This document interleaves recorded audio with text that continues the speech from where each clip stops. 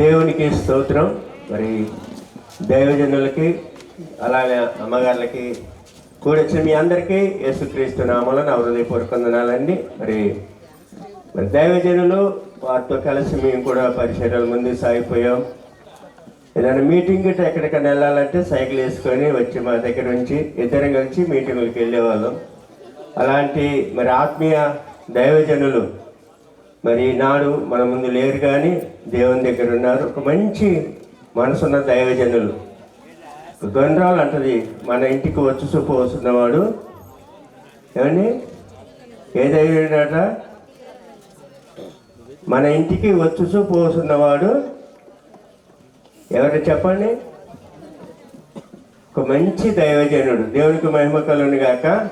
అలాంటి మంచి దైవజనుల గురించి చెప్పడానికి మరి సమయం సరిపోదు, కానీ ఆ కుటుంబాన్ని దేవుడు బహుగా వారి కుమారులు బహు బలంగా దేవుళ్ళు వాడబడుతున్నారు. తల్లిగారు కూడా ప్రార్థన పర్రాలు, వారందరిని బట్టి దేవుని వందనాలు చెల్లించుకుంటూ ఈ మాటలు ముగిస్తున్నారు.